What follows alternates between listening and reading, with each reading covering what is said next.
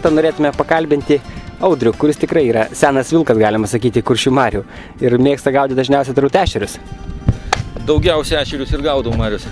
Nu, stintų gal tik tai vaikai, kai pasilgsta, tai vienam kartui pagaudau. O taip ešerius. Anksčiau dar ir starkius gaudydavau, bet dabar starkių labai sumažėjo, tai lieka ešeriai. Nu, dabar kokią sistemėlę, ant ko daugiau gaunat? Velnės, blizgė? Kai išpopuliarėjo velnės, tai nelikau ir aš nuo šalyto velnio, tik tai mano tas velnės kiek kitoks nei tas tradicinis visiems žinomas velnės. Žiūrėjau, ne juodas, o švininis. Švino tiesiog svarelis ir laisvai su dviem stabdžiais bevaikštančių ties šokliukai arba šuniplaukos, arba šiaip kokia muselė nimfa. Dar viršui užkabinta yra muselės imitacija nimfa, tokia gana didelė. Konkreti muselė jau. Nu, čia didelė muselė. Ten jos šiandien visai neblogai kibo, geriau nei ant tų šokliukų įprastų, nors aukštai. Gal dėl to, kad jie šiandien pakilę kiek buvo, nežinau. O kibimas, nespėjom galbūt sulaukti to kibimo, jie kažkaip tai pastebėjau vidurdienį.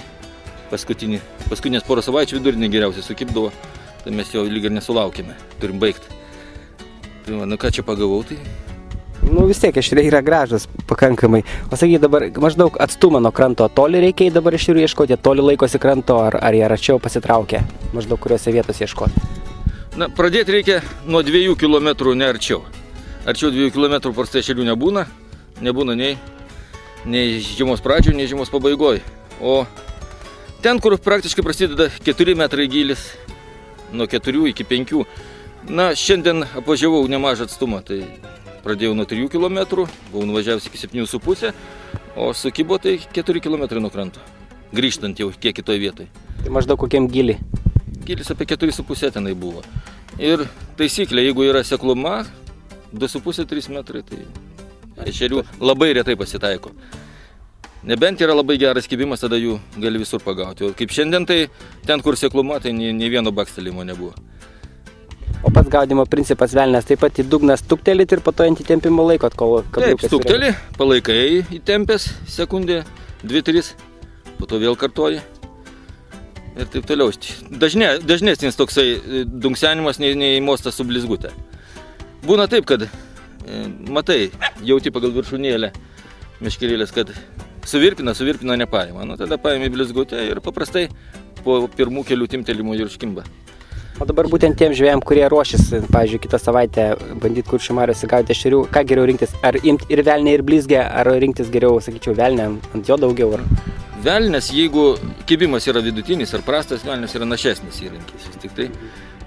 Bet jeigu kibimas yra geras arba velnių užtinki didelių ešerių būrį, yra rizika, kad dažnai nutrauksi. Kaip besurištum, kaip čia besumontuotum tą velnę, kokią sistemą bedarytum, didelį ešeriai, užkibė keliasdešimt didesnių ešerių, nutraukia ir tada jau, jeigu pradedi raišioti, būrys pasitraukia. Tokiu atveju aš patarčiau mesti šonan velnę, po kelių didelių ešerių ir imti mesti blizgę, tada blizgė greičiau sklendžia žemyn, greičiau galima nuo jos atkabinti, netgi būtų gerai kokį pilkerio stiliaus blizgę su vienšakiu kabliuku, kad greitai būtų galima atkabinti. Ir turbūt ant blizgės tų mažiukų nepapuola, vis tiek būna didesni jau, solidesni ešeriai. Ne, nepasakyčiau. Ar papuola visokių? Pakliūnas ant blizgės, pavyzdžiui, čia jau taip rytų Lietuvos mastais, kauniečių mastais, tai čia būtų didelė blizgė, taip? Pas mus tikrai jau tokia nenaudojama yra. Nenaudojama. Na, o ją puikiausiai griebė štai va toksai va čia. Mažiausias ešeriukas, va tokį parodysiu, tai puikiausiai griebė. Nesisako nieko. O kuri didžiausias šiandien papuolęs ant blizgės? Nelabai. Nu, toks. Nesuperinė, šiandien labai didelių nepakliuvo. Sakau, nesulaukime kibimo, ko gero jisai po pietų bus. Tai jeigu taip ešerių važiuoti, tai reiškia, labai anksti neapsimoka važiuoti ir vis tiek vėliau jie pradeda kibti. Ar būna, kad ir anksti sujuda? Labai sunku pasakyti. Nu, pagal praktiką jūs. Pagal praktiką. Dažniau vis tik tai jie kimba į vakarą geriau, vakare. Nuo pietų ir iki pat sutemų. Ypač geras jų aktyvumas būna kažkur tai tarp 11, pastebėjau, ir 12 valandų. Ir po to likus 2 valandom iki sutemų. Ir iki pat sutemų. Jau, kai jau saulė nusileidžia, ešeriai nebekimba. Taip. O dabar šitos blizgės pačios, koks jos yra darbas, kaip su jie dirbti, būtent jeigu tokią va blizgę gaudyti, norės kas nors bandyti ešerius gaudyti, kaip su jie dirbti? Su blizgė ir pauzė turėtų būti kiek ilgesnė nei su velniu. Tai kai jau pajuntate viršūnėlę, kad blizgė nusileido, pasiekė savo apatinę. Suvibravo viršūnės.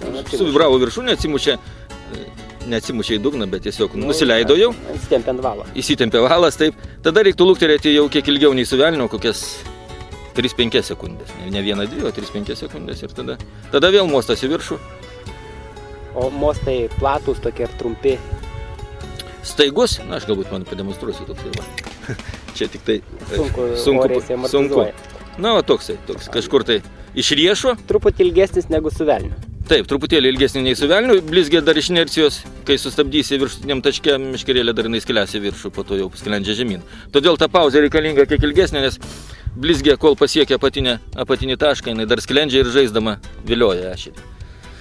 O labai svarbu blizgės darbė, pačios blizgės darbė, kad jinai vibruotų ne skersai savo ašies, o išilgai. Vartytųsi tai būtų. Taip, kad jinai vartytųsi išilgai savo išilginės ašies. Va, šitaip, nes jeigu jinai sklendžia štai tokiu būdu, būna dažnai, taip labai yra, kai kurie mėgsta išlenkti, taip vadinama S raidė blizgė. Tai tokios blizgės nekybios visiškai ir jomis, nebent gaudo, jeigu prikabina dar papildomą masalą, slieką ar ešerio akį. Būtent viliojantį darbą tik atlieka. Taip, jinai, nežinau, tik tai savo blizgėsiu privilioja, bet jokių būdų nežaidimu.